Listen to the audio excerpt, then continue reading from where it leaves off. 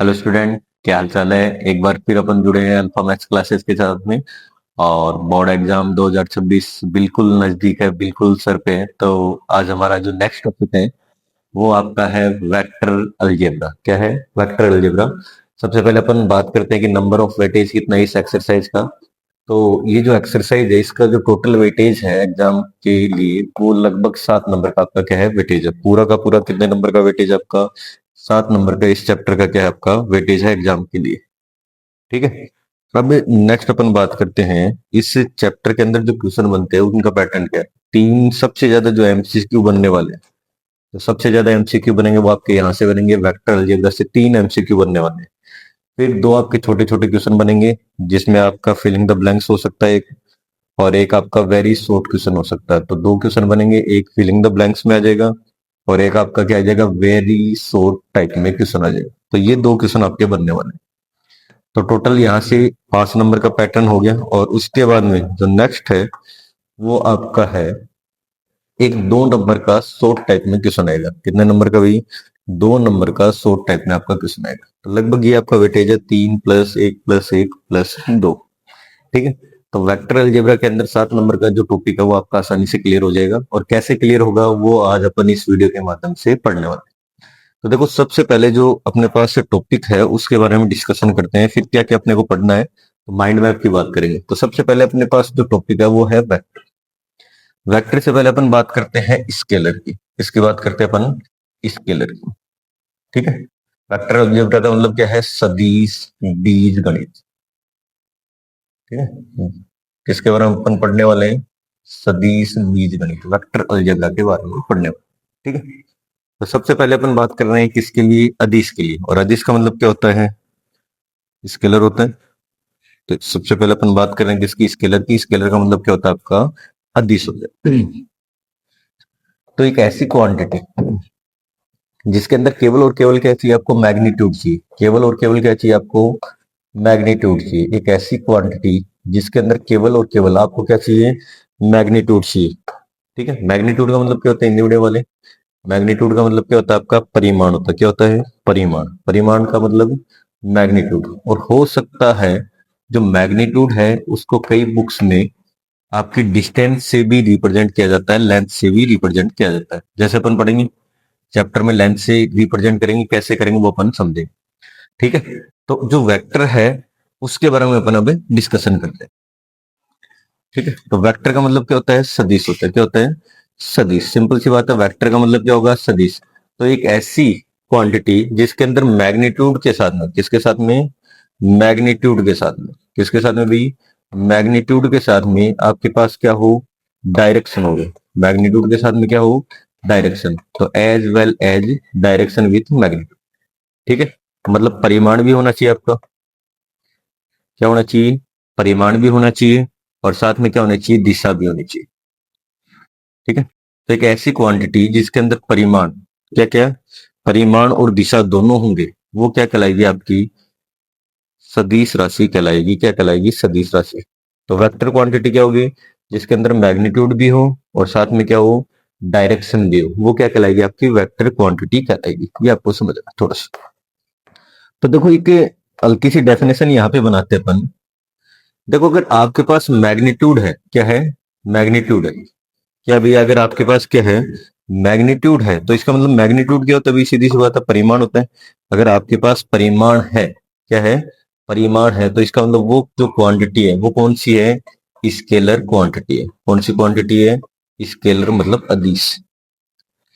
तो एक ऐसी स्केलर क्वांटिटी जिसके अंदर क्या हो? डायरेक्शन भी हो। एक ऐसी स्केलर क्वांटिटी जिसके अंदर क्या हो? डायरेक्शन हो, वो आपकी क्या कहलाती है? वेक्टर क्वांटिटी कहलाती है। एक ऐसी अदिश राशि जिसके अंदर क्या लगा दी जाए? दिशा लगा दी जाए, तो वो क्या बन जाएगा? सदिश बन जाएगा। जैसे सिंपल सी बात है, मैंने आपको यहाँ पे खड़ा कर दिया इस पॉइंट पे। अगर मैंने आपको इस पॉइंट पे खड़ा कर दिया और आपको बोल दिया जाए कि आपको इस पॉइंट से 3 किलोमीटर चलना है, तो आप 3 किलोमीटर इधर चलो, इधर चलो, इधर चलो, इधर चलो, पता नहीं किधर चलना है। लेकिन जैसे 3 किलोमीटर पर्टिकुलर मैंने इस डायरेक्शन की बात कर दी, तो आप पर्टिकुलर किसी न किसी पोजीशन पे पहुंच जाओगे। तो डायरेक्शन जब भी रिप्रेजेंट होगी, जब भी डायरेक्शन रिप्रेजेंट होगी, तो इसका मतलब जो क्वांटिटी है वो आपकी क्या बन गई, वेक्टर क्वांटिटी बन गई, सदिश राशि बन गई। मैन बात ये। तो देखो समझने की बात यह है कि वेक्टर और स्केलर में फर्क क्या है, वेक्टर क्या है और स्केलर क्या है। देखो अदिश राशि या स्केलर क्या है, जिसमें केवल मैग्नीट्यूड हो, केवल परिमाण हो, वो क्या है, अदिश है, स्केलर। जिसके अंदर परिमाण के साथ में डायरेक्शन लगा दी जाए, मतलब पर्टिकुलर डायरेक्शन दे दी जाए, लेफ्ट राइट ईस्ट वेस्ट जो भी डायरेक्शन है वो दे दी जाए, तो वो आपका क्या बन जाएगा, वेक्टर बन जाएगा, सदिश बन जाएगा। अब मेन बात यह कि सदिश को लिखते कैसे, वेक्टर को लिखते कैसे। तो मैंने ये मान लिया कि एक पॉइंट ए है और एक पॉइंट आपके पास क्या है, बी है। एक तो पॉइंट आपके पास ए है और एक पॉइंट आपके पास क्या है, बी है। ठीक है, एक पॉइंट आपके पास क्या है, ए है, और एक पॉइंट आपके पास क्या है, बी है। इन दोनों पॉइंटों को मैंने इस टाइप से रिप्रेजेंट किया। अब अपन ए से बी की तरफ चल रहे हैं, ए से किसकी तरफ चल रहे हैं, बी की तरफ चल रहे हैं। और जैसे अपन ए से बी की तरफ चले तो आपको ये पता चल गया कि आपने स्टार्ट कहाँ से किया। तो आपने स्टार्ट जो है वो कहाँ से किया, सीधी सी बात है, आपने स्टार्ट कहाँ से किया, ए से किया। और जो आप एंड कर रहे हो, मतलब यहाँ पे जाके आप रुक गए, सीधी सी बात है, यहाँ पे जाके आप रुक गए, तो एंड कहाँ पे हो रहा है आपका, बी पे हो रहा है। तो जो आपने स्टार्ट किया है वो आपका कहलाता है इनिशियल पॉइंट। क्या कहलाता है, इनिशियल पॉइंट, प्रारंभिक बिंदु। और जहां पे आप जाके रुक गए वो क्या कहलाता है, आपका टर्मिनल पॉइंट। क्या कहलाता है, टर्मिनल पॉइंट, जिसको अपन क्या कहते हैं, अंतिम बिंदु, लास्ट पॉइंट, सीधी सी बात है। जहां से आपने स्टार्ट किया वो प्रारंभिक बिंदु, जहां पे आप रुक गए वो अंतिम बिंदु, इनिशियल और टर्मिनल। और मैंने ये बता दिया कि आप ए से बी की तरफ जा रहे हो, तो जो डायरेक्शन है वो सीधी सी बात है, ए से बी की तरफ यही होगी भी। अब आप इस वेक्टर को कैसे लिखोगे, तो आप देखो, जब आप इसको लिखना चाहोगे तो आप लिखोगे कि जो आप चल रहे हो वो ए से किसकी तरफ चल रहे हो, बी की तरफ चल रहे हो, तो आप लिखोगे ए के साथ में बी। आप क्या लिखोगे, ए के साथ में बी, मतलब ए बी, और आपने क्या लगा दिया, वेक्टर लगा दिया। ए बी के ऊपर क्या लगा दिया, वेक्टर लगा दिया। और जैसे ही आपने ए बी के ऊपर वेक्टर लगा दिया तो आपको समझ में आना चाहिए कि आपका जो इनिशियल पॉइंट है, प्रारंभिक बिंदु, वो तो क्या है, ए है, और जो अंतिम बिंदु है, टर्मिनल पॉइंट है, वो क्या है, बी है। जैसे मैंने बी सी लिखा, तो बीसी से आप क्या समझो, जैसे मैंने डायरेक्शन लगा दी, जैसे मैंने क्या लगा दी, डायरेक्शन लगा दी, तो आप कहोगे कि बी से स्टार्ट किया और किसकी तरफ जा रहे हैं, सी की तरफ जा रहे हैं। तो जो इसका इनिशियल पॉइंट है वो बी है, और जो इसका टर्मिनल पॉइंट है वो क्या है, सी। मतलब प्रारंभिक बिंदु बी है और अंतिम बिंदु क्या है, सी है। तो इस टाइप से आपको वेक्टर क्वांटिटी को क्या करना है, रिप्रेजेंट करना है। चलो आगे समझते हैं। बेसिक कंसेप्ट अपन ने समझ लिया कि बेसिक कंसेप्ट जैसे वेक्टर भी अभी पढ़ा, ए से स्टार्ट किया और किसकी तरफ जा रहे हैं, बी की तरफ जा रहे हैं। अब ये कैसे निकलता है वो अपन बाद में पढ़ेंगे। अब यहाँ पे कुछ टॉपिक आपके जो है टाइप्स ऑफ वेक्टर के, किसके हैं, टाइप्स ऑफ वेक्टर के। उसमें पहला टाइप है जीरो वेक्टर। एक ऐसा वेक्टर जो जहां से स्टार्ट हुआ वहीं पे खत्म हो गया। एक ऐसा वेक्टर जो जहां से स्टार्ट हुआ वहीं पे क्या हो गया, खत्म हो गया, वो आपका क्या कहलाता है, क्या कहलाता है आपका, जीरो वेक्टर कहलाता है। एक ऐसा वेक्टर जो जहां से स्टार्ट हो वहीं पे खत्म हो गया। जैसे ऐसे मान के चलो, एक ऐसा वेक्टर जिसका मैग्नीट्यूड क्या हो, जिसका मैग्नीट्यूड कितना हो, जीरो हो, वो क्या कहलाता है आपका, जीरो वेक्टर कहलाता है। और जीरो वेक्टर को अपन क्या कहते हैं, शून्य सदिश कहते हैं। क्या कहते हैं, शून्य सदिश।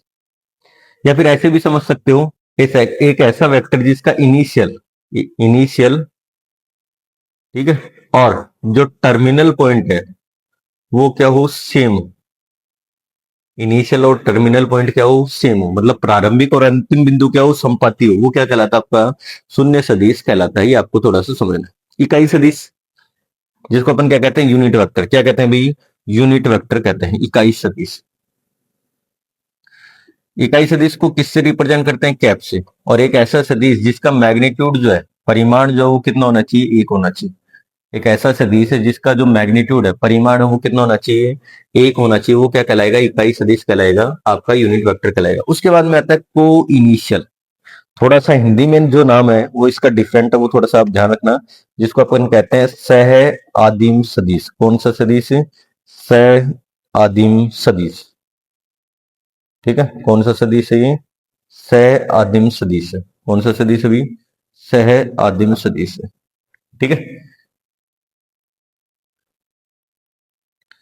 चलो देखते हैं। तो सयादिम सदिश जो है, को इनिशियल जो है, उसके बारे में अपन थोड़ा सा ढंग से समझते हैं क्या होता है, और इसके बारे में अपन बात करते हैं।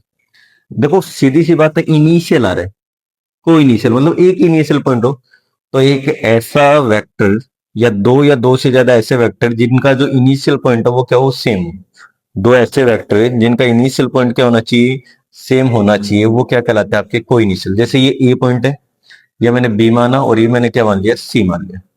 ये पॉइंट मैंने क्या मान लिया, बी मान लिया। तो एक तो वेक्टर ए बी हो गया और एक वेक्टर ए सी हो गया। एक तो वेक्टर ए बी हो गया और एक क्या हो गया, ए सी। अब वेक्टर ए बी लिख दो और क्या लिख दो, वेक्टर ए सी। दोनों कहां से स्टार्ट हो रहे हैं, ए से स्टार्ट हो रहे हैं। कहां से स्टार्ट हो रहे हैं, ए से। तो दोनों का जो इनिशियल पॉइंट है वो क्या है, सेम है। तो इसका मतलब अगर एक ही इनिशियल पॉइंट, अगर एक ही प्रारंभिक बिंदु है तो वो क्या कहलाएंगे, सह आदिम सदिश, या फिर क्या कहलाएंगे, को इनिशियल वेक्टर कहलाएंगे। फिर आता है कोलीनियर। कोलीनियर को अपन क्या कहते हैं, सरेख या समरेख। बात एक ये, सरेख सदिश या समरेख सदिश कहते हैं। चलो सरेख को अपन समझते हैं, दो या दो से ज्यादा ऐसे सदिश जो किसी एक लाइन की क्या हो, पैरेलल। जैसे मैंने एक लाइन बना दी, जैसे मैंने आपके पास एक लाइन ड्रॉ कर दी और ये जो लाइन है वो ऐसी है। अब इस लाइन के पैरेलल दो वेक्टर ले लिए मैंने, एक तो ये ले लिया और एक क्या ले लिया, ये ले लिया। दोनों जो है वो इस लाइन के क्या है, पैरेलल है। तो ये वेक्टर ए हो गया और ये वेक्टर क्या हो गया, बी हो गया। तो वो दोनों इस लाइन के पैरेलल है, या बीच में लाइन मान लो, बात एक ये। तो ये क्या कहलाएंगे, आपके सरेख सदिश कहलाएंगे, कोलीनियर वेक्टर कहलाएंगे, सीधी सी बात। फिर उसके बाद नेक्स्ट आता है इक्वल वेक्टर। क्या आता है, इक्वल वेक्टर। और इक्वल वेक्टर जिनका मैग्नीट्यूड, जिनका परिमाण, मैग्नीट्यूड का मतलब क्या होता है, परिमाण, मैग्नीट्यूड भी सेम हो और जिनकी डायरेक्शन मतलब दिशा भी क्या हो, सेम हो, वो आपके क्या कहलाते हैं, इक्वल वेक्टर कहलाते हैं। नेगेटिव, सीधी सी बात है, दो वेक्टर होंगे, एक तो वेक्टर ए होगा और एक वेक्टर बी। दोनों का जो मैग्नीट्यूड है वो सेम होगा, लेकिन उनकी जो डायरेक्शन है वो क्या होगी, अलग। जैसे वेक्टर ए की जो डायरेक्शन है वो बी से अलग होगी, तो ये क्या कहलाएंगे, नेगेटिव कहलाएंगे। ठीक है। नेगेटिव का मतलब क्या होता है भाई, सीधी सी बात है, ऋणात्मक सदिश। क्या होता है भाई, ऋणात्मक सदिश कहलाता है। ठीक है भाई।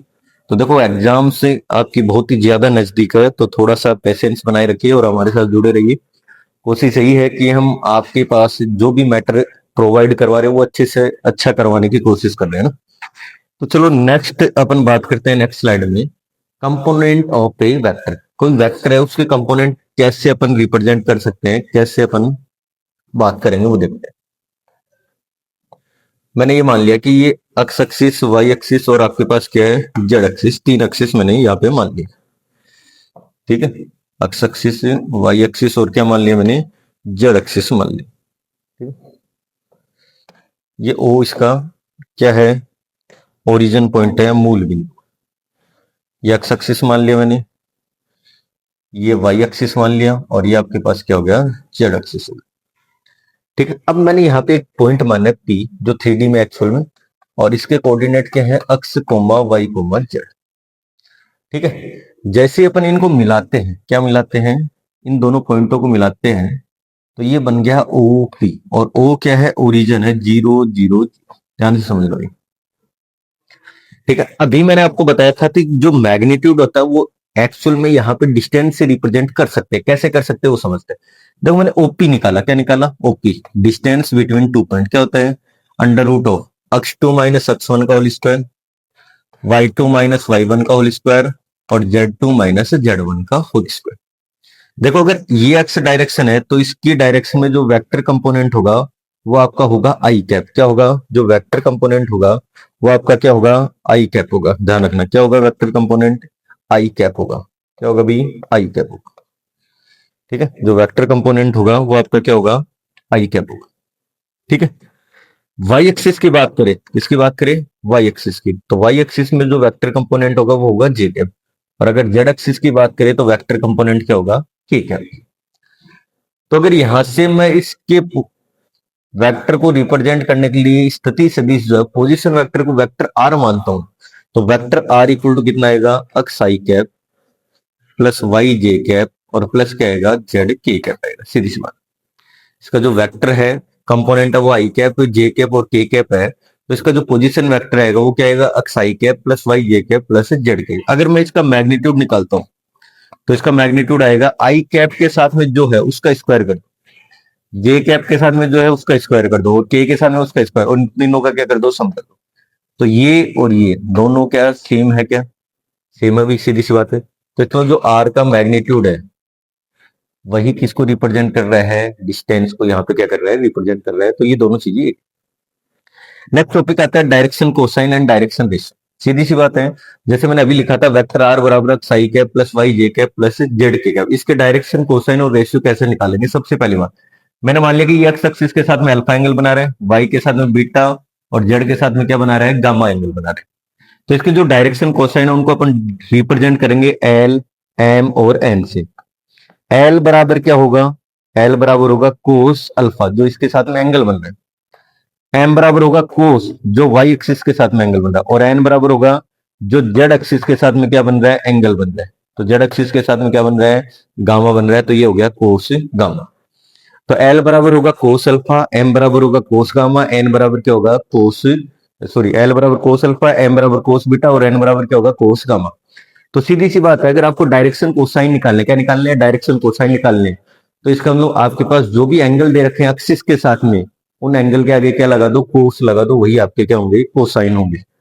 यहाँ पे एक रिजल्ट होता है कि जो L square plus M square plus N square करते हो वो हमेशा किसके बराबर आते हैं, 1 के बराबर आते हैं। अगर यहाँ पे आप डायरेक्शन रेशियो पढ़ते हो तो डायरेक्शन रेशियो को रिप्रेजेंट करने के दो तीन तरीके हैं, आप इनको चाहो तो ए बी सी से भी रिप्रेजेंट कर सकते हो, ठीक है। और डायरेक्शन रेशियो निकालने का सबसे बढ़िया तरीका है कि आपके पास जो अक्ष है उसको लिख दो, वाई को लिख दो और क्या लिख दो, जेड को लिख दो, ठीक है। यही क्या आपके पास है, डायरेक्शन रेशियो। जो ये एक्स वाई जेड है यही आपकी क्या है, डायरेक्शन रेशियो है। ये थोड़ा सा आपको ध्यान रखना। एक इंपॉर्टेंट रिजल्ट आता है और वो इंपॉर्टेंट रिजल्ट क्या कहता है कि आपके पास जो A square plus B square क्या है, प्लस बी स्क्वायर, ठीक है, A square plus B square plus C square है, उस पूरे की वैल्यू 1 के बराबर नहीं होती है। ये थोड़ा सा आपको ध्यान रखना है। जैसे यहाँ पे ऊपर वाला 1 है, नीचे वाला कभी भी क्या नहीं होगा, 1 नहीं होगा। ये थोड़ा सा आपको ध्यान रखना है। चलो नेक्स्ट अपन बात करते हैं, इनके ऊपर कुछ कंडीशन दे रखी है। सबसे पहला दे रखा ऑपरेशन ऑन वेक्टर, और वेक्टर के ऊपर जो ऑपरेशन है उसमें सबसे पहला है एडिशन, और एडिशन के दो रूल है जो अपने को पढ़ने। पहला तो ट्राइंगल लो और दूसरा क्या कहता है, पैरेललोग्राम लो। सीधे सीधे पढ़ते हैं अपन। देखो ट्राइंगल लो क्या कहता है कि जैसे आपके पास वेक्टर से एक ट्राइंगल के साइड को रिप्रेजेंट कर रखा है, जैसे ये वेक्टर ए है,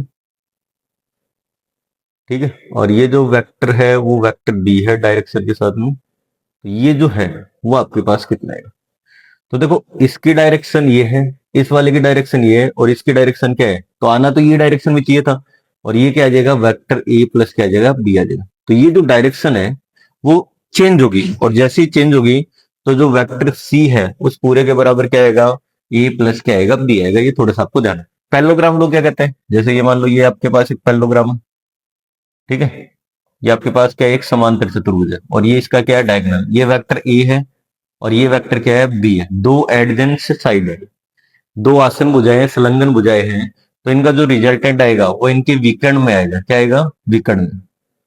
जो इनका रिजल्टेंट आएगा, परिणामी आएगा, वो इन दोनों के क्या आएगा, विकर्ण में आएगा। ठीक है, ध्यान रखना है, ठीक है, डायगोनल में आएगा। तो ये एडिशन लो है, और बाकी सीधी सी बात है, एडिशन कैसे करते हैं, एडिशन आप जानते हो भी। जैसे मान लो आपके पास दो वेक्टर है, एक तो है आई कैप प्लस जे कैप प्लस 2 के कैप। अगर आपको ऐड करना है, क्या करना है, ऐड करना है 3i प्लस 2j प्लस के कैप में, तो आप क्या करोगे, आई वाले में आई वाला ऐड करोगे, जे वाले में जे वाला, और के वाले में क्या करोगे, के वाले को क्या कर दोगे, ऐड कर। प्रॉपर्टीज, ये बहुत इंपॉर्टेंट टॉपिक है। और प्रॉपर्टीज का मतलब क्या है वो समझो। प्रॉपर्टीज का मतलब है आपको केवल और केवल मोटी मोटी दो प्रॉपर्टी याद रखनी, गुणधर्म। पहला होता है कम्यूटेटिव, ठीक है, कम्यूटेटिव लो, या फिर जिसको अपन क्या कहते हैं, क्रम विनिमय गुणधर्म। और क्रम विनिमय क्या कहता है कि अगर आपके पास वेक्टर ए प्लस बी है तो वो हमेशा किसके बराबर होगा, वेक्टर बी प्लस ए के बराबर होगा। एक यहाँ पे एक लो हो रहता है एसोसिएटिव लो, साहचर्य गुणधर्म। क्या कहता है, साहचर्य गुणधर्म। वो क्या कहता है, एसोसिएटिव लो, एसोसिएटिव लो क्या कहता है वो समझो, ठीक है, साहचर्य गुणधर्म। और ये कहता है कि अगर आपके पास vector A plus B plus C है, ठीक है, वो हमेशा किसके बराबर होगा, vector A plus B plus vector C के बराबर होगा। ये क्या कहलाता है, एसोसिएटिव लो कहलाता है आपका, ठीक है, साहचर्य गुणधर्म कहते हैं। मल्टीप्लीकेशन बाई ए स्केलर, एक स्केलर से मल्टीप्लाई अपन कैसे कर सकते हो वो समझते हैं। जैसे मैंने माना कि कोई भी वेक्टर है उसको अगर मैंने के से मल्टीप्लाई कर दिया, और वेक्टर ए बराबर मैंने मान लिया 2i cap plus 3j cap plus 4k cap, तो आप क्या करोगे, ये जो के है, ठीक है, ये जो है वो हर एलिमेंट से क्या हो जाएगा, मल्टीप्लाई हो जाएगा। तो आपके पास क्या आएगा, देखो 2 के आई कैप, 3 के जे कैप और 4 के क्या आ जाएगा, के बारे। तो स्केलर मल्टीप्लीकेशन का मतलब क्या है, हर एलिमेंट से क्या हो जाएगा, वो मल्टीप्लाई हो जाएगा। वेक्टर ज्वाइनिंग 2 पॉइंट, अब सीधी सी बात है, 2 पॉइंट को अगर ज्वाइन करेंगे तो जैसे ये 2 पॉइंट आपके पास, एक तो पॉइंट ए है और एक पॉइंट क्या है, बी। तो आपके पास आ गया x1 y1 z1, कोऑर्डिनेट आएंगे भी, और बी के कोऑर्डिनेट आ गए x2 y2 और क्या आ गए, z। अब ज्वाइन करवा दो दोनों को। तो जैसे ही ज्वाइन करेंगे तो आपके पास जो रिजल्ट आएगा वेक्टर ए बी का, उसको अपन ऐसे लिखेंगे। और ए बी का मतलब क्या आ गया, ओ बी माइनस ओ ए। ओ बी का मतलब क्या हो गया, बी का पोजीशन वेक्टर, और ए का पोजीशन वेक्टर ओ ए का मतलब हो गया। इसको जब लिखेंगे तो आपके पास रिजल्ट आएगा x2 - x1 आई कैप, y2 - y1 जे कैप, और साथ में क्या आएगा, z2 - z1 के कैप आएगा। ये थोड़ा सा आपको रिजल्ट यहाँ पे ध्यान रखना, ठीक है।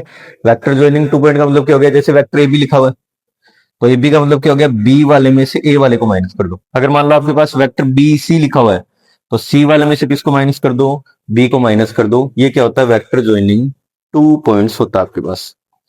चलो नेक्स्ट स्लाइड में अपन थोड़ा सा और देखते हैं क्या दे रखा है आपके पास।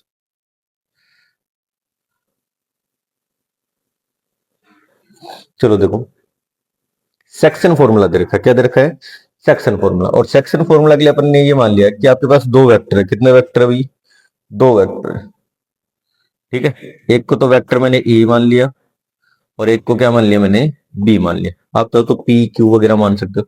अब इसको एक वेक्टर है, एक लाइन है, जिसकी पोजीशन वेक्टर क्या है, वेक्टर आर है। वो इसको एम रेशियो एन में क्या कर रहा है, डिवाइड कर रहा है। तब जो इसके पॉइंट के कोऑर्डिनेट होंगे वो कैसे अपन बताएंगे, या इसकी पोजीशन वेक्टर को कैसे बताएंगे, वो अपन समझते हैं। तो जब आप इसको निकालोगे तो आपके पास जो रिजल्ट है वो आपके पास क्या आएगा, देखो जो एम है उसको तो बी से मल्टीप्लाई कर दो, तो एम इंटू क्या आ गया, वेक्टर बी। और एन को कर दो वेक्टर ए से, तो एन इंटू क्या आ गया, वेक्टर ए। और अपॉन में क्या आ गया, एम प्लस एन। तो ये जो रिजल्ट आएगा वो किसको रिप्रेजेंट करेगा, इस पॉइंट के पोजीशन वेक्टर को क्या करेगा, रिप्रेजेंट करेगा। ये आपके पास रिजल्ट आ, सही आता है। तो यहां तक मेरे हिसाब से लगभग केस आपके हो चुके हैं, जिसके अंदर वेक्टर एडिशन आ गया, स्केलर मल्टीप्लिकेशन आ गया। अगर सब्ट्रैक्ट करना है, अगर आपको क्या करना है, दो सदिशों को क्या करना है, माइनस करना है, तो जहां जहां प्लस लगा है वैसे माइनस के लिए प्रॉपर्टी ऑपरेट करवा दो। सिंपल सा रिजल्ट है, ये आपको थोड़ा बहुत समझना है, ठीक है। चलो देखो नेक्स्ट बात करते हैं अपन। कुछ अच्छे अच्छे रिजल्ट बचे हुए हैं। सबसे पहला रिजल्ट है उसमें प्रोडक्ट ऑफ वेक्टर्स, और उसमें पहला पॉइंट है वेक्टर्स का स्केलर प्रोडक्ट। कौन सा प्रोडक्ट, स्केलर। और स्केलर का मतलब क्या होता है, अदिश गुणा। ये थोड़ा सा आपको टॉपिक ढंग से समझना है। जैसे अपन बहुत सारे रिजल्ट निकालने वाले हैं, कैसे क्या निकलेंगे वो अपन समझते हैं। चलो देखते हैं। सबसे पहले अदिश गुणनफल के लिए अपन ये मानते हैं कि आपके पास दो वेक्टर है, ठीक है। कितने वेक्टर है, दो। एक तो वेक्टर ए है और एक वेक्टर क्या है, बी है। इनके बीच में एक एक्यूट एंगल माना है। एक्यूट एंगल का मतलब क्या होता है, न्यून कोण। क्या माना है, न्यून कोण। ये क्या है, न्यून कोण थीटा है। क्या भी, थीटा है, ठीक है। न्यून कोण क्या माना अपन ने, थीटा माना है। ये थोड़ा सा आपको ध्यान रखना है, ठीक है। अब देखो ऐसा, अब अगर इन दोनों वेक्टर के बीच में आपको एक्यूट एंगल थीटा निकालना है, या इसको डॉट प्रोडक्ट करवाना है, तो इसको अपन रिप्रेजेंट करेंगे ए डॉट बी से। और ए डॉट बी का फॉर्मूला क्या होगा, ए का मैग्नीट्यूड, ध्यान से समझना भी, बी का मैग्नीट्यूड, और साथ में क्या आएगा, कोस थीटा। तो सबसे पहला रिजल्ट आपके पास ही आ गया। ए डॉट बी का फॉर्मूला क्या होता है, ए का मैग्नीट्यूड, बी का मैग्नीट्यूड, कोस थीटा। अगर ये वीडियो आपने कंप्लीट देख लिया तो मेरे हिसाब से वेक्टर अलजेब्रा में आपके पास कहीं पे भी ऐसा नहीं बचेगा कि हमें ये टॉपिक नहीं आता, हमें इस टॉपिक में डाउट है। मेरे हिसाब से आपके सारे डाउट क्लियर कर सकता हूं मैं यहाँ पे इस टॉपिक के अंदर। लेकिन वीडियो को आपको कंप्लीटली देखना पड़ेगा, और यहां तक आप जितने भी वीडियो देखे हैं पहले के, वो एक बार दोबारा रिपीट करो ना। बोर्ड सारे हैं, एग्जाम सारी है, तो थोड़ा सा ध्यान दो भी, है ना। अब इसके अंदर कुछ रिजल्ट निकालते हैं, और पहला रिजल्ट ये देखो, ए डॉट बी जो है उसको अगर देखें तो ये भी क्या है, स्केलर है, अदिश है भी। ये भी क्या है, स्केलर है, अदिश है। मतलब ये भी क्या है, मैग्नीट्यूड है, ये भी मैग्नीट्यूड है। परिमाणी तो दोनों। और कोस थीटा की वैल्यू फर्स्ट क्वाड्रेंट में या एक्यूट एंगल के लिए क्या होती है, पॉजिटिव होती है। तो इसका मतलब इसकी जो वैल्यू आएगी वो एक वास्तविक संख्या है। वास्तविक संख्या का मतलब क्या आएगा, अदिश राशि, मतलब ये क्या आएगा, एक रियल नंबर आएगा। क्या आएगा भी, रियल नंबर। तो आपको एक चीज ध्यान रखनी है, जो ए डॉट भी होगा वो हमेशा क्या होगा, एक रियल नंबर होगा। क्या होगा, रियल नंबर। और अगर रियल नंबर है तो इसको अपन क्या कहते हैं, अदिश राशि। क्या कहते हैं, अदिश राशि कहते हैं। अदिश का मतलब क्या हो गया, स्केलर क्वांटिटी। तो पहला पॉइंट बन गया अभी। और पहला पॉइंट क्या बन गया कि A dot B is always a scalar quantity. A dot B हमेशा क्या होती है, एक अदिश राशि होती है। दूसरी बात, जैसे मैंने थीटा की वैल्यू क्या कर दी, 90 कर दी। अगर मैंने दोनों वेक्टर जो है उनके बीच में जो एंगल है वो ऐसे घुमा के इस टाइप से कर दिया कि दोनों के बीच में जो एंगल है वो कितना है, 90 डिग्री। ये वेक्टर ए है, ये वेक्टर क्या है, बी है। तब देखो क्या रिजल्ट आएगा। आपको पता है कोस 90 कितना होगा, तो A dot B equal to क्या आएगा, देखो कोस 90 कितना होता है, 0। तो इस पूरे की वैल्यू कितनी आएगी, 0। या फिर इसको आप ऐसे लिख सकते हो और लगा के, वेक्टर ए परपेंडिकुलर है किसके, वेक्टर बी के। तो ये रिजल्ट दोनों साइड से ट्रू है। अगर A dot B equal to 0 है तब दोनों वेक्टर के बीच में कोण एंगल जो है वो 90 डिग्री होगा। और अगर एंगल 90 डिग्री है तो डॉट प्रोडक्ट हमेशा किसके बराबर होगा, 0 के बराबर होगा। एक रिजल्ट और समझ सकते हो, अगर मान लो दोनों के बीच में जो एंगल है वो पाई के बराबर है। पाई का मतलब कितना होता है, 180 डिग्री। तब जो ए डॉट बी है वो किसके बराबर आएगा, माइनस ए का मैग्नीट्यूड और बी का मैग्नीट्यूड। ये क्यों आया, अभी सीधी सी बात है, क्योंकि कोस पाई किसके बराबर होता है, -1 के बराबर। अगला रिजल्ट, अगर मान लो यहाँ पे समझते अपन, थीटा इक्वल टू कितना आ जाए, 0 डिग्री आ जाए, मतलब दोनों क्या है, पैरेलल है। अगर वेक्टर ए और वेक्टर बी एक दूसरे के क्या है, पैरेलल है, तब इनके बीच में जो एंगल है वो 0 डिग्री है। तो यहाँ से एक रिजल्ट आ गया आपके पास। और वो क्या आ गया कि जो ए डॉट बी है वो किसके बराबर आएगा, ए का मैग्नीट्यूड और बी के मैग्नीट्यूड के बराबर है। तो तीन चार रिजल्ट बन गए। पहला की रियल है, दूसरा अगर परपेंडिकुलर है तो 0, अगर पाई के बराबर है तो माइनस मैग्नीट्यूड, सही है। और अगर थीटा की वैल्यू किसके बराबर है, 0 के बराबर है, तो जो ए डॉट बी है वो ए के मैग्नीट्यूड और बी के मैग्नीट्यूड के प्रोडक्ट के बराबर आए। चलो अगली बात, अगर मैं इनको इंटरचेंज कर दूं, ए की जगह बी कर दूं, बी की जगह ए कर दूं, तो कोई फर्क पड़ेगा, नहीं पड़ेगा। तो इसको ए डॉट बी जो होता है वो हमेशा किसके बराबर होता है, बी डॉट ए के बराबर होता है। मतलब ये जो है वो कम्यूटेटिव लॉ को क्या करता है, होल्ड करता है। कम्यूटेटिव लॉ को क्या करेगा, हमेशा होल्ड करेगा। कर्म विनिमय गुण धर्म का हमेशा क्या करेगा, पालन करेगा। कौन करेगा भाई, डॉट प्रोडक्ट अदिश गुणनफल, ध्यान रखना। अब कुछ ऐसी बातें करते हैं जिनके अंदर आपके पास जैसे आई डॉट आई आ गया, जे डॉट जे आ गया, के डॉट के आ गया। मतलब सेम वेक्टर अगर हो तो क्या रिजल्ट आएगा, सेम वेक्टर अगर है तो दोनों के बीच में जो एंगल आएगा वो कितना आएगा, 0 डिग्री आएगा। कितना डिग्री आएगा, 0। और ये दोनों किसके बराबर होंगे, खुद के मैग्नीट्यूड के प्रोडक्ट के बराबर। तो ए डॉट ए अगर आ जाए तो वो किसके बराबर आएगा, ए के मैग्नीट्यूड के स्क्वायर के बराबर आएगा। तो यहां से आपके पास एक रिजल्ट आ गया कि जो ए डॉट ए आएगा खुद के साथ में अगर आ जाए तो वो किसके बराबर आएगा, ए के मैग्नीट्यूड के स्क्वायर के बराबर आएगा। तो ये भी अपने मैग्नीट्यूड के स्क्वायर के बराबर आएंगे। और आई क्या है, यूनिट वेक्टर, जे क्या है, यूनिट वेक्टर, के क्या है, यूनिट वेक्टर। तो इन पूरों का आंसर क्या आएगा, 1। ऐसे अगला रिजल्ट याद रखना है कि अगर मान लो आई के साथ में जे आ जाए, जे के साथ में के आ जाए, ठीक है, मतलब इंटरचेंज हो जाए आपस में, और के साथ में क्या आ जाए, आई आ जाए, सेम नहीं आई, तब इनका जो आंसर आएगा वो हमेशा क्या आएगा आपके पास, 0 आएगा। क्या आएगा भाई, सीधी सी बात, हमेशा आंसर क्या आएगा, 0 आएगा। क्यों आएगा, क्योंकि इनके बीच में जो एंगल है वो कितना बनेगा, 90 डिग्री। और अभी देखा था जब भी दो वेक्टर के बीच में एंगल 90 होता है तो उनका डॉट प्रोडक्ट हमेशा किसके बराबर होता है, 0 के बराबर। अब यहाँ पे कुछ दो तीन लो है, दो तीन इनइक्वलिटी है असमी ये। जैसे पहली है ट्राइंगल, कौन सी, ट्राइंगल, त्रिभुज असमिका, जिसको अपन क्या कहते हैं, त्रिभुज असमिका। और वो क्या कहती है, वैसे तो चार है लेकिन अपने सिलेबस में एक ही है कि ए प्लस बी का जो मोड है is always less than equal to A का मोड प्लस बी का मोड, अगर अलग अलग कर लो। ऐसे ही एक कोसी श्वार्ज इनइक्वलिटी है, कौन सी है, कोसी श्वार्ज इनइक्वलिटी, ठीक है। वो क्या कहती है कि अगर आपके पास ए डॉट बी का मोड है तो वो लेस देन इक्वल टू होगा दोनों के अलग अलग मोड से। ऐसे ट्राइंगल लो है, ट्राइंगल सॉरी लाग्रांज थ्योरम है। लाग्रांज थ्योरम क्या कहती है, तो वो अपने को नहीं पढ़ना है वैसे तो। ए क्रॉस बी का होल स्क्वायर फिर प्लस ए डॉट बी का होल स्क्वायर इस टाइप से दे रखा है, तो वो आपस में अलग अलग होल स्क्वायर के सम के बराबर होगा। तो ये अपने सिलेबस में नहीं है, तो ये आपको पढ़ना भी नहीं है, बस थोड़ा बहुत आपको देखना है। चलो नेक्स्ट बात करते हैं, नेक्स्ट स्लाइड।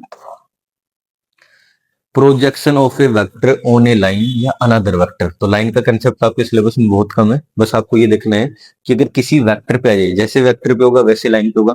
जैसे मैंने एक मान लिया कि वेक्टर ए है, और उस वेक्टर ए का जो प्रोजेक्शन है वो बी के ऊपर है। प्रोजेक्शन का मतलब क्या होता है, प्रक्षेप पे। क्या होता है, प्रक्षेप पे।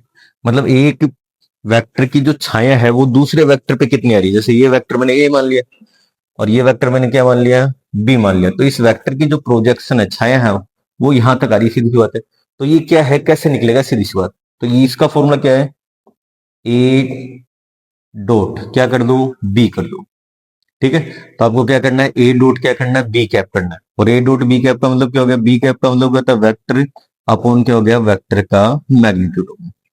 ठीक है, अगर लाइन के ऊपर निकालेंगे तो सीधी सी बात होगी, जैसे इस वेक्टर का किसी लाइन के ऊपर निकालेंगे तो क्या करेंगे अपन, वेक्टर का डॉट प्रोडक्ट करवा देंगे लाइन की वेक्टर के कैप के साथ। तो आपका आंसर क्या आएगा, vector A dot vector A B upon A B का मैग्नीट्यूड। तो सीधी सी बात है, अगर ए का प्रोजेक्शन किसके ऊपर निकाल रहे हैं, बी के ऊपर निकाल रहे हैं। ए का प्रोजेक्शन किसके ऊपर निकाल रहे हैं, बी के ऊपर। तो आप क्या करो, वेक्टर ए डॉट क्या कर दो, बी कैप। मतलब आगे वाले के ऊपर क्या कर दो, बी कैप। जिसके ऊपर निकाल रहे हैं उसका क्या कर दो, कैप कर दो। तो बी कैप आ जाएगा। सही है। अब यहां से एक रिजल्ट आता है, वो देखते हैं। अगर मैं ए डॉट बी का फॉर्मूला लगाऊं, क्या आएगा, ए का मैग्नीट्यूड, बी का मैग्नीट्यूड, और क्या आएगा, कोस थीटा, और अपॉन में क्या आ गया, वेक्टर बी।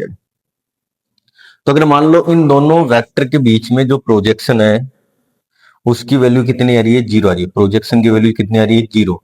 तो दोनों वेक्टर एक दूसरे के क्या होंगे, परपेंडिकुलर होंगे। या फिर जो थीटा की वैल्यू वो किसके बराबर होगी, पाई बाई टू के बराबर होगी। ठीक है, तो जो प्रोजेक्शन आएगा वो जीरो वेक्टर भी हो सकता है भाई, अगर किसी लाइन के अबाउट निकाले। अगर थीटा बराबर पाई बाई टू दे दे तो जो प्रोजेक्शन होगा वो आपका क्या होगा, जीरो वेक्टर होगा, शून्य सदिश होगा। ठीक है, ये आपको ध्यान रखना है। चलो लास्ट टॉपिक। और लास्ट टॉपिक आपका है वेक्टर प्रोडक्ट। वेक्टर प्रोडक्ट को अपन क्या कहते हैं भाई हिंदी में, दो सदिशों का सदिश गुणन, जिसको अपन रिप्रेजेंट करते हैं किससे, ए क्रॉस बी से। ठीक है, वही तरीका। दो अपने पास वेक्टर है, एंगल कितना है, थीटा, लेकिन इनके परपेंडिकुलर आपके एक यूनिट वेक्टर होगा। ठीक है, ऊपर डायरेक्शन पॉजिटिव, नीचे की साइड में जो डायरेक्शन है उसकी नेगेटिव। ठीक है, तो यहाँ पे ए क्रॉस बी का फॉर्मूला होगा, ए का मैग्नीट्यूड, बी का मैग्नीट्यूड, साइन थीटा, और साथ में क्या आएगा, एन कैप आएगा। ठीक है, एन कैप क्या है, इन दोनों के परपेंडिकुलर डायरेक्शन में क्या है, एक वेक्टर। ये डिपेंड करेगा थीटा की वैल्यू पे। किस पे डिपेंड करेगा, थीटा की वैल्यू पे, कि ये पॉजिटिव आ रहा है और क्या है, नेगेटिव आ रहा है। अब सीधी सी बात है, इसमें दो तीन केस पढ़ते हैं, वो क्या क्या वो समझो। देखो यहाँ पे मैग्नीट्यूड, यहाँ पे मैग्नीट्यूड, यहाँ पे भी सीधी सी बात है, मैग्नीट्यूड ही है, रियल वैल्यू। लेकिन यहाँ पे क्या लग गया, एन कैप, मतलब डायरेक्शन या तो ऊपर आएगी या क्या आएगी, नीचे आएगी। तो इसका मतलब जो ए क्रॉस बी है, क्या है, जो वेक्टर प्रोडक्ट है ए क्रॉस बी है, वो आपकी क्या होती है, कि क्या होती है भाई, वेक्टर क्वांटिटी होती है। कौन सी क्वांटिटी होती है, वेक्टर क्वांटिटी। मतलब क्या होती है, सदिश राशि। ठीक है, पहली बात तो ये। जैसे मैंने थीटा की वैल्यू क्या कर दी, जीरो कर दी। क्या कर दी, जीरो। अगर दोनों वेक्टर क्या कर दिए आपके, पैरेलल कर दिए, तो जो ए क्रॉस बी की वैल्यू है वो ऑलवेज कितनी आ जाएगी, जीरो आ जाएगी। ठीक है, जैसे मैंने थीटा की वैल्यू क्या कर दी, जीरो कर दी, मतलब दोनों वेक्टर क्या कर दिए, पैरेलल कर दिए, तब ए क्रॉस बी हमेशा क्या होगा, जीरो होगा। तो इसका मतलब आपके पास ये रिजल्ट आ गया कि आई क्रॉस आई भी जीरो होगा, जे क्रॉस जे भी क्या होगा, जीरो, और के क्रॉस के भी क्या होगा, जीरो होगा। क्यों, क्योंकि तीनों क्या है, सेम वेक्टर है। और अगर सेम वेक्टर है तो एंगल कितना बनाएंगे, 0 डिग्री। तीनों वेक्टर आपस में क्या होंगे, एक दूसरे की पैरेलल हो रहे हैं। यहाँ पे भी पैरेलल, यहाँ पे भी पैरेलल, यहाँ पे भी पैरेलल। तो के क्रॉस जे, के जे क्रॉस जे और आई क्रॉस आई, इन सब की वैल्यू कितनी आएगी, जीरो आएगी। चलो नेक्स्ट बात करते हैं अपन। ऐसे आप निकाल सकते हो ए क्रॉस बी की वैल्यू, कब, जब थीटा बराबर क्या हो, पाई बाय टू। तो आपके पास आएगा ए क्रॉस बी, ए का मैग्नीट्यूड बी का मैग्नीट्यूड। अब दोनों साइड अगर मैं मोड कर दूं, या मैग्नीट्यूड निकाल लो तो ए क्रॉस बी जो है उसका मैग्नीट्यूड इसके बराबर रहेगा। ठीक है, और आपके पास क्या बन गया, ए का मैग्नीट्यूड और बी का मैग्नीट्यूड। ठीक है, तो अगर आपको साइन थीटा निकालना है तो आप ये फॉर्मूला काम में ले सकते हो। लेकिन अभी अपन ने पीछे एक स्लाइड पढ़ी थी जिसमें अपन ने क्या निकाला था, कोस थीटा निकाला था। क्या निकाला था, कोस थीटा निकाला था। ठीक है, जैसे ये रहा। ठीक है, तो यहाँ पे अपने पास एक फॉर्मूला बन सकता है कि जो कोस थीटा है वो किसके बराबर आएगा, अगर दो बीच में एंगल निकालने तो ए डॉट बी अपॉन क्या आएगा, ए का मैग्नीट्यूड और साथ में क्या आएगा, बी का मैग्नीट्यूड। ये फॉर्मूला आपको थोड़ा सा ध्यान में रखना है। ठीक है, सीधे से बात है, वही से ये रिजल्ट है। ठीक है, चलो नेक्स्ट देखते हैं। ठीक है, अब अगर यहाँ पे ये रिजल्ट आता है कि अगर आपको आई क्रॉस जे निकालना है तो कैसे निकालोगे, तो अपन एक क्लॉक वाइज में, आप चाहो तो एंटी क्लॉक वाइज भी लिख सकते हो।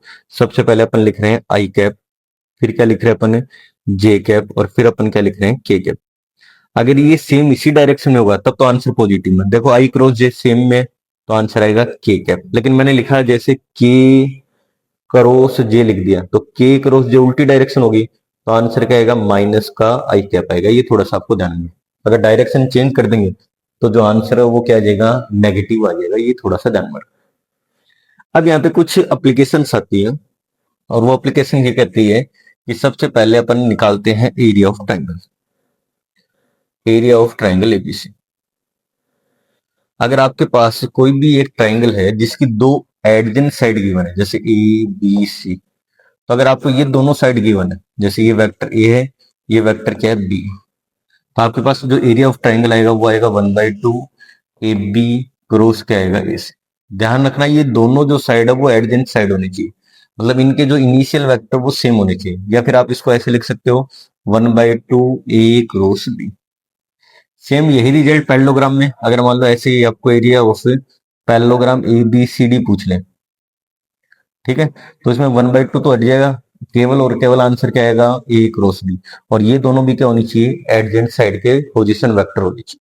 चलो नेक्स्ट, अगर मान लो पैरेललोग्राम ये है, जैसे ए बी सी डी लिखा, तो ये तो वेक्टर ए मान लिया, ये वेक्टर बी मान लिया, तो आपके पास एरिया आ गया। लेकिन मान लो अगर आपको डायगोनल दिए हुए हैं, जैसे एक तो D1 और एक डायगोनल आपको D2 गिवन है, तो आप कैसे निकालोगे, भी सीधी सी बात है।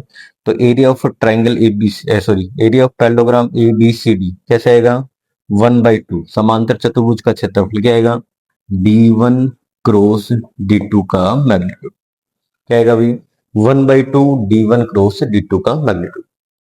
अब यहाँ पे एक आधे छोटे मोटे रिजल्ट हैं जो आपकी बुक्स वगैरह में नहीं है, वो थोड़े से अपन देख लेते हैं एक बार।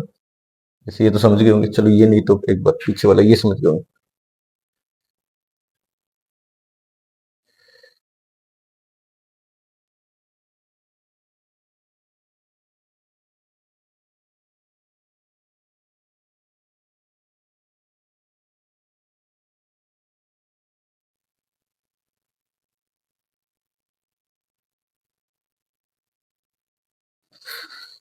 चलो नेक्स्ट स्लाइड में, चलो इसी में देख लेते हैं। हो गया। चलो अपन थोड़ी सी जगह निकाल के समझते हैं थोड़ा सा ये रिजल्ट। चलो इसमें आ जाए, एक अपने पास आता है जिसको अपन कहते हैं box product of A B C. ठीक है, जैसे आपके पास वेक्टर ए बराबर है A1 आई कैप, फिर A2 जे कैप, A3 के कैप। ठीक है, वेक्टर बी बराबर है B1 आई कैप, B2 जे कैप, B3 के कैप, और वेक्टर सी बराबर क्या है, C1 आई कैप, C2 जे कैप, C3 के कैप। तो इसका जो बॉक्स प्रोडक्ट ABC होगा वो किसके बराबर आएगा, वो देखो, बॉक्स प्रोडक्ट ऑफ ABC आएगा, इनके आप क्या करो, डिटरमिनेंट की वैल्यू निकाल लो, A1 A2 A3, B1 B2 B3 और C1 C2 C3। अब इस डिटरमिनेंट की वैल्यू आपने एक्सरसाइज नंबर 4 में सीखी होगी। दूसरी चीज, अगर आपके पास ए क्रॉस बी है तो कैसे निकालोगे ए क्रॉस बी का, तो सबसे पहले अपन लिखेंगे आई कैप जे कैप और क्या लिखेंगे, के कैप लिखेंगे। फिर आपके पास जो रिजल्ट आएगा वो आएगा A1 A2 A3 B1 B2 B3। तो ये दो तीन रिजल्ट आपको समझ रहे हैं। ठीक है, अब यहाँ पे कुछ इंपॉर्टेंट क्वेश्चन है, बेसिक मेरे हिसाब से क्लियर हो गया। अगर कुछ रह गया है, आपको कमी लग रही है, तो आप कमेंट के माध्यम से बता सकते हैं ना। चलो देखो, सबसे पहला प्रोजेक्शन निकालना, तो निकाल लो, क्या दिक्कत है, अभी बताया था। ये वेक्टर ए मान लो, तो देखो वेक्टर ए बराबर ये और वेक्टर बी बराबर ये। अब ए का बी के ऊपर प्रोजेक्शन निकालते हैं, कैसे निकालेगा, ए डॉट बी कैप, और बी कैप का फॉर्मूला क्या होता है, वेक्टर अपॉन वेक्टर का मैग्नीट्यूड। निकालो भी, वेक्टर ए क्या है, आई माइनस जे डॉट, ये आ गया आई प्लस जे, बी का मैग्नीट्यूड कितना आएगा, रूट ऑफ 1 का स्क्वायर 1 का स्क्वायर, जैसे आई डॉट आई किया 1 आ गया, जे डॉट जे 1, लेकिन बीच में क्या माइनस, और नीचे आ गया रूट 2, तो आंसर पूरा क्या आ गया आपका 0 आ गया। तो दोनों के बीच में जो ए के ऊपर, ए का बी के ऊपर प्रोजेक्शन है वो कितना आ गया, 0। नेक्स्ट क्वेश्चन दे रखा है लैम्डा की वैल्यू निकालनी है, और ये कह रहा है कि इनका इसके ऊपर प्रोजेक्शन क्या है, 0 है, तो निकाल लो भी लैम्डा की वैल्यू, क्या दिक्कत है। ए का बी के ऊपर प्रोजेक्शन अभी बताया था, ए डॉट क्या आता है, बी कैप, और ये कितना दे रखा है, 0। और जैसे बी कैप निकालेंगे तो vector A dot B upon B का मैग्नीट्यूड, और ये किसके बराबर है, 0। चलो निकालते हैं। ए कितना देखो, आई कैप माइनस 2 जे कैप प्लस 3 के कैप, सही है भी, यहाँ तक चलो देखो। वेक्टर बी कितना है, 2 आई कैप प्लस लैम्डा के कैप, और नीचे इनका मैग्नीट्यूड, इसका मैग्नीट्यूड बताओ कितना आएगा, तो आपके पास आएगा रूट ऑफ 2 का स्क्वायर 4 और लैम्डा का स्क्वायर, ठीक है, 2 का स्क्वायर 4 और साथ में क्या आ गया, लैम्डा का स्क्वायर आ गया।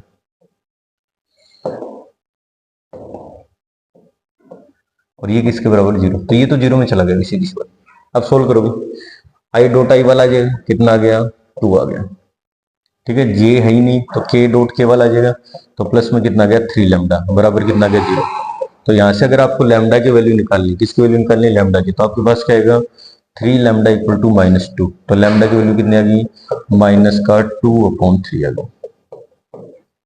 तो लैम्डा की वैल्यू आपके पास कितनी आ जाएगी, -2/3। ये अच्छा क्वेश्चन है, इंपॉर्टेंट क्वेश्चन है। देखो क्या है, आप क्या करो, इनका क्रॉस प्रोडक्ट करवा दो इनके साथ में, सीधी सी बात है कि आप ए का इन दोनों के साथ में क्रॉस करवाना है, तो आपके पास क्या आ गया, देखो ए क्रॉस ए आ जाएगा, तो आपके पास आ गया ए क्रॉस ए, फिर ए का बी के साथ में कराओ तो बीच में प्लस है, तो ये आ गया ए क्रॉस बी, फिर माइनस बी का ए के साथ में कराओ तो बी क्रॉस के आगे ए आ गया, फिर माइनस बी का बी के साथ में तो बी क्रॉस बी। अब सोल्व करोगे, देखो सेम अगर होता है तो आंसर क्या आता है, 0, तो ये दोनों 0, तो ए क्रॉस बी तो ऐसा कैसा, लेकिन जो क्रॉस प्रोडक्ट है वो कभी भी कम्यूटेटिव लॉ को फॉलो नहीं करता, तो माइनस बाहर निकाल देगा, तो जैसे माइनस बाहर निकाला ये प्लस का बन गया, तो ए क्रॉस बी, ए क्रॉस बी, ए क्रॉस बी कितनी बार आ रहा है, 2 बार, तो आंसर आ गया 2 इंटू ए क्रॉस बी। चलो ये आपका आंसर। ये है कि ट्राइंगल के अंदर, एबीसी के अंदर, एक ट्राइंगल एबीसी, उसके अंदर जी क्या है, सेंट्रोइड है, जी क्या है, सेंट्रोइड, तब इस पूरे की जो वैल्यू है वो कितनी आएगी, 0। डायरेक्ट याद रखना आपको कि जी ए प्लस जीबी प्लस जीसी जो है वो किसके बराबर आएगा, 0 के बराबर आएगा। चलो नेक्स्ट स्लाइड में अपन बात करते हैं। इसकी वैल्यू दे रखी है कि वेक्टर ए है वो एक नॉन जीरो वेक्टर है, चलो यहाँ पे नॉन जीरो वेक्टर था, नॉन जीरो वेक्टर है, तब आपके पास इसकी वैल्यू क्या है, तो नॉन जीरो लिख लो। तो अपन ये मानते हैं, लेट माना एक अशून्य सदिश है, वेक्टर ए क्या है, एक अशून्य सदिश है, तब आपके पास इसकी वैल्यू कितनी है, तो अपन सबसे पहले वेक्टर ए मान लिया, और वेक्टर ए बराबर ये मान A1 आई कैप प्लस A2 जे कैप प्लस A3 के कैप, ये आपके पास आ गया, ठीक है। अब जैसे अपन इसको सोल्व करेंगे तो देखो क्या आएगा, इस सब की वैल्यू यहाँ पे रख दो, तो वेक्टर ए डॉट आई, फिर आगे वापस आई कैप है, फिर वेक्टर ए डॉट जे, वापस क्या है, जे कैप है, फिर वेक्टर ए डॉट के कैप, वापस क्या पूरे के आगे के कैप। चलो जैसे अपन इसका डॉट करवाएंगे आई के साथ में, केवल आई वाला बचेगा, तो केवल क्या आ गया A1, बाकी सारे तो 0 हो गए, और आगे आई कैप ऐसा कैसा। जैसे इसका जे के साथ में करवाएंगे ए का, तो केवल जे वाला बचेगा, तो A2 आ गया, जे कैप ऐसा कैसा। जैसे ए डॉट के करवाएंगे तो केवल के कैप वाला बचेगा, तो केवल क्या आ गया, A3 और साथ में क्या आ गया, के कैप, और ये पूरा का पूरा वापस क्या बन गया, देखो यहाँ से ये पूरा का पूरा क्या बन गया, वेक्टर ए बन गया। तो जो आपका आंसर है ये पूरा किसके बराबर आएगा, वेक्टर ए के बराबर आएगा, ये आपको ध्यान रखना है। चलो नेक्स्ट देखो, वही बॉक्स प्रोडक्ट आ गया, अभी देखा था अपन ने, तो box product of A B C निकालना। तो देखो ए बी सी दे रखे हैं, तो आपको मैंने बताया था इन सब की वैल्यू निकालेंगे किसके अंदर है, डिटरमिनेंट के अंदर। तो लिख दो भाई डिटरमिनेंट की वैल्यू, ये क्या आएगा 2, फिर 3 1, यहां से लिख दो 1 -2 1, फिर यहां से लिख दो -3 1 और 2। कैसे सोल्व करते हैं? या तो R1 के लोग R2 R3 या फिर C1 C2 या फिर C3। चलो अपन सोल्व करते हैं। R1 के लोग कर रहे हैं सोल्व, तो जैसे 2 के साथ में करेंगे तो ये रो छोड़ दो, ठीक है, पहली वाली रो छोड़ दो और पहला कॉलम छोड़ दो, तो क्या बचेगा? देखो -2 2 जा तो -4 और आगे कितना आ गया? -1।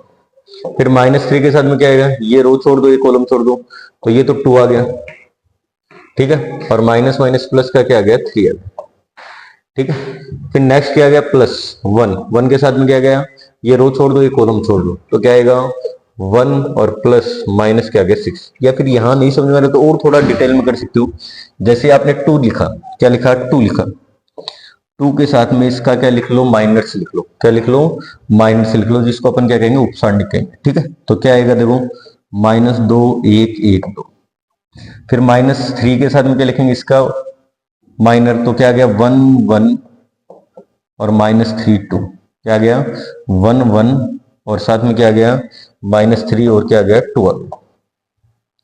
फिर +1 के साथ में इसका माइनस, ये छोड़ दो, ये छोड़ दो, क्या आएगा? 1 -2 और -3 और 1। जैसे सोल्व करेंगे वापस यही वैल्यू आएगी, देखो 2 2 -4 -1। इसके साथ में क्या आएगा? देखो 2 और +3। इसके साथ में देखो क्या आएगा? 1 और प्लस के बाद में वापस एक माइनस आ जाएगा, तो -6। इसको सोल्व कर लो।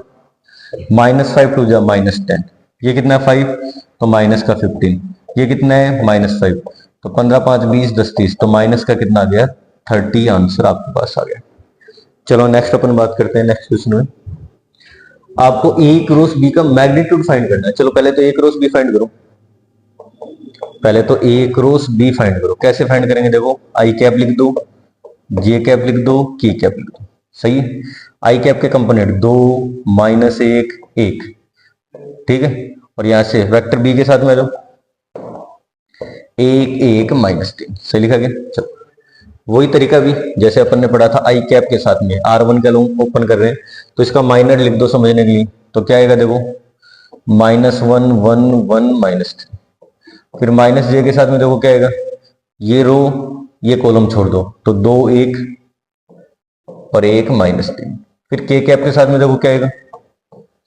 ये रो छोड़ दो, ये कॉलम छोड़ दो, 2 -1 और 1 1।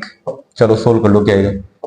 आई कैप के साथ में देखो क्या आएगा? ये आ गया प्लस का 3 और ये क्या आ गया? -1। जे कैप के साथ में देखो क्या आएगा?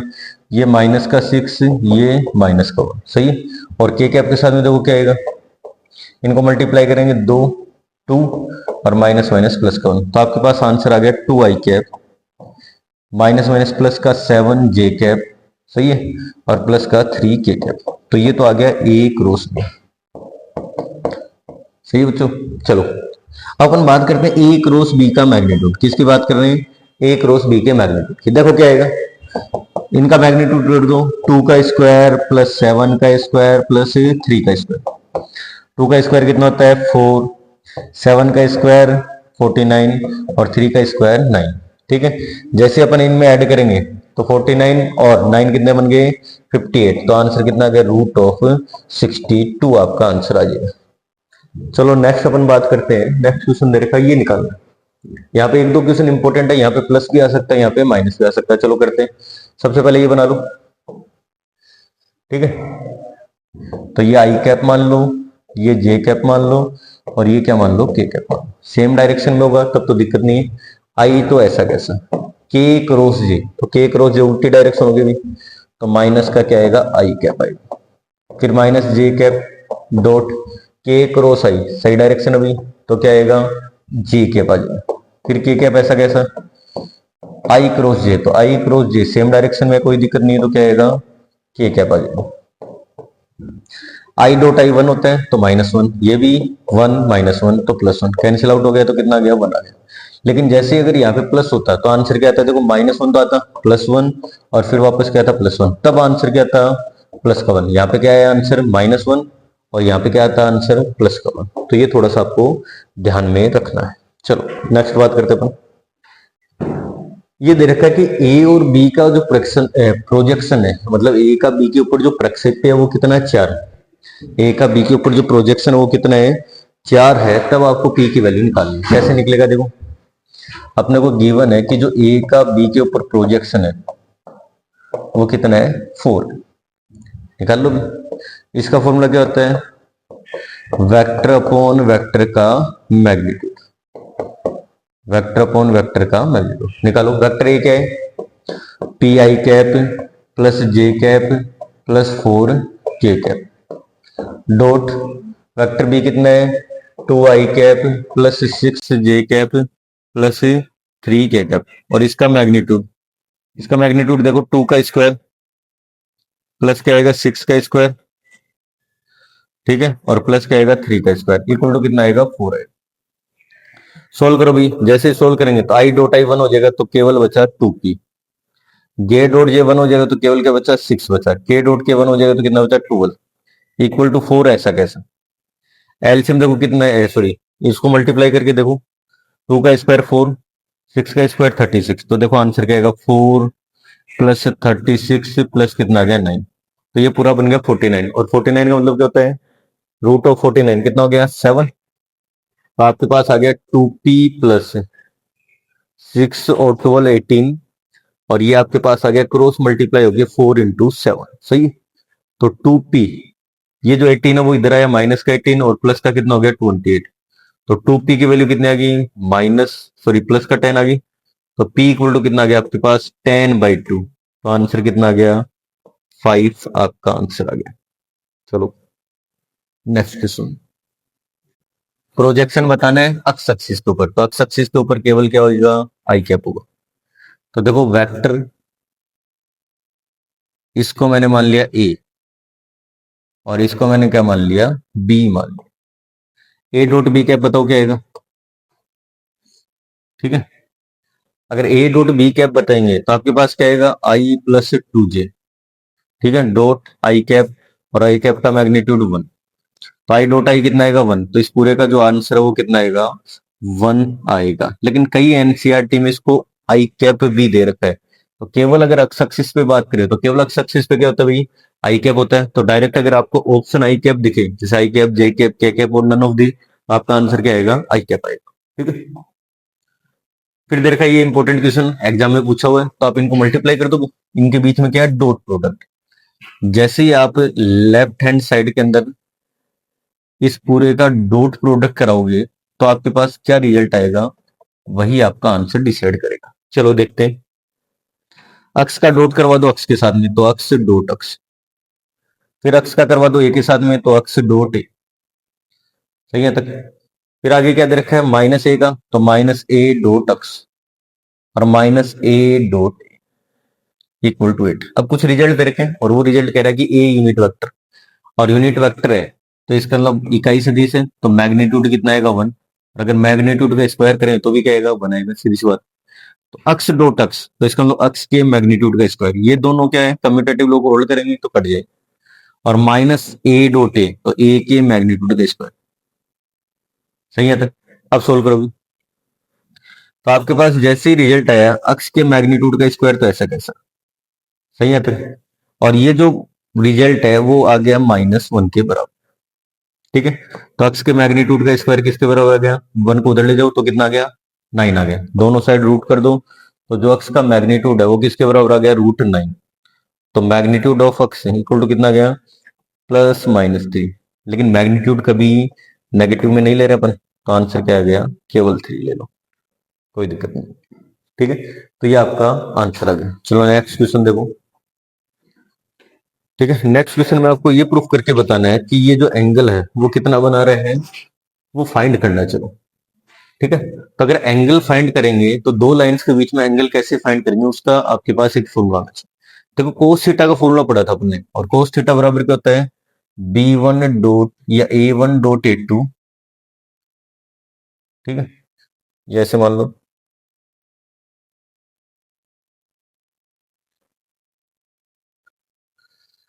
a dot b upon a का मैग्नीट्यूड b। अब देखो यहां से अगर कोस थीटा की वैल्यू निकालनी है तो आप a डॉट b को अगर 0 के बराबर कर देते हो, किसके बराबर है 0 के, तो कोस थीटा जो है वो किसके बराबर आ जाएगा आपका 90 डिग्री के बराबर या थीटा 90। लेकिन a डॉट b के अंदर क्या है a डॉट b का मतलब क्या हो गया इसके डायरेक्शन रेशियो तो a1 b1 c1 इसके direction ratio A2 B2 C2। तो अगर आप ए डॉट बी निकालोगे या A1 A2 B1 B2 C1 C2 करके भी वैल्यू निकालोगे तो भी आपका आंसर आएगा। तो अपन लेके चल रहे हैं कोस थीटा बराबर A1 A2, ठीक है, तो A1 B1 C1 A2 B2 C2। तो इसका करवा दिया B माइनस सी के साथ। फिर B को मल्टीप्लाई कर दो किसके साथ में, C माइनस ए, और फिर C को मल्टीप्लाई कर दो A माइनस बी के साथ upon root of A² plus B² plus C², और फिर इसका मैग्नीट्यूड B माइनस सी का whole square, C minus A का होल स्क्वायर और A माइनस बी का होल स्क्वायर। चलो अब इनको मल्टीप्लाई करना है तो मल्टीप्लाई कर दो और आपके पास रिजल्ट आ जाएगा। तो देखो कोस थीटा बराबर क्या है, ए को इनसे मल्टीप्लाई करो तो ए बी माइनस ए सी, फिर इससे करो तो B C minus A B, फिर इससे करो तो ए सी माइनस बी सी, और नीचे जो रिजल्ट है वो आपका है। देखो A B cancel, B C cancel, A C cancel, तो ऊपर जीरो आ गया। और अगर ऊपर जीरो आ गया तो इस पूरे की वैल्यू किसके बराबर आ गई, जीरो। तो कोस थीटा जीरो कब होता है, जब थीटा की वैल्यू क्या हो, पाई/2। तो दोनों जो एंगल है इनके बीच में, लाइंस के बीच में, वो कितना आ गया, जीरो आ गया। ठीक है, चलो आगे बात करते हैं। नेक्स्ट अपने पास दे रखा है दो एडजेंट साइड है। क्या दे रखी है, दो एडजेंट साइड है पैरेललोग्राम, और पैरेललोग्राम की एडजेंट साइड है तो एरिया क्या आएगा, तो area of parallelogram A B C क्या होता है, ए क्रॉस बी का मैग्नीट्यूड। चलो अपन सबसे पहले ए क्रॉस बी निकाल दो, और ए क्रॉस बी अपन ने काफी निकाल लिया। देखो कितना, आई कैप जे कैप के कैप, 3 1 4 1 माइनस 1 1, सोल्व कर लो भी। देखो ए क्रॉस बी कितना है, देखो आई कैप के साथ में क्या आएगा, पहली रो छोड़ दो पहला कॉलम छोड़ दो, तो 1 मल्टीप्लाई होगा 1 से, कितना आ गया 1। ये मल्टीप्लाई होगा माइनस, तो -4, लेकिन माइनस माइनस क्या बन गया, +4। फिर जे कैप के साथ में ये रो छोड़ दो ये कॉलम छोड़ दो, तो 3 मल्टीप्लाई होगा 1 से 3, ये मल्टीप्लाई होगा तो -4। फिर के कैप के साथ में जो ये छोड़ दो तो माइनस का 3 और माइनस का 1, सोल्व करो भी क्या आएगा, 5 आई कैप, माइनस माइनस प्लस का क्या आ गया जे कैप, और माइनस का क्या आ गया 4 के कैप। तो ये आ गया ए क्रॉस बी। अब इसका मैग्नीट्यूड निकाल लो, वही आपका क्या है, एरिया, तो मैग्नीट्यूड निकाल लो। ए क्रॉस बी का मैग्नीट्यूड, मैग्नीट्यूड अभी बताया था क्या होता है, आई कैप के साथ में जो भी स्क्वायर कर दो तो 5 का स्क्वायर, फिर 1 का स्क्वायर, और माइनस माइनस मतलब 4 का स्क्वायर। 5 का स्क्वायर 25, 1 ऐसा कैसा, 4 का स्क्वायर 16, तो आंसर कितना गया, √42। तो area of triangle, area of parallelogram कितना गया, समांतर चतुर्भुज का क्षेत्रफल √42 यूनिट आ जाएगा। ठीक है, तो चलो यहाँ तक आपके मेरे हिसाब से लेक्चर कंप्लीट हो चुका है। अब अपन कुछ 1-2 दिन में आपके पास एक एमसीक्यू सीरीज लेके आने हैं ना, थोड़ा सा इंपॉर्टेंट मैसेज है, एमसीक्यू सीरीज लेके आने वाले हैं आपके साथ। और ये एमसीक्यू सीरीज जो है 2 पार्ट में है, पार्ट 1 और पार्ट 2। ठीक है, पार्ट 1 जो है उसके अंदर आपकी जो फर्स्ट बुक है उसके 6 चैप्टर हैं, और जो पार्ट सेकंड है उसमें आपकी जो सेकंड बुक है, कौन सी बुक है, सेकंड, उसके कितने चैप्टर हैं, 7 चैप्टर। तो जितने भी एमसीक्यू बनते हैं इंपॉर्टेंट जो एग्जाम के लिए अच्छे लग रहे हैं वो अपन पढ़ेंगे। और अभी 1-2 दिन में जैसे अपने को टाइम मिलता है तो एक अपन सेशन डालेंगे, हो सकता है वो लाइव सेशन हो या फिर ऑफलाइन सेशन हो, जिसमें अपन ये डिस्कशन करेंगे कि अच्छे नंबर बनाने के लिए कैसे क्वेश्चनों को डिसाइड करना है, कैसे क्वेश्चनों को अवॉइड करना है, किस टाइप से आपको पढ़ना है, कौन से क्वेश्चन ज्यादा सोल्व करने हैं, किस फॉर्मूले पे ज्यादा फोकस करना है, वो सारी चीजें अपन उस वीडियो के माध्यम से आपको प्रोवाइड करवाएंगे। तो चैनल पे जुड़ने के लिए आपका बहुत बहुत धन्यवाद, और इस वीडियो को ज्यादा से ज्यादा शेयर कीजिए।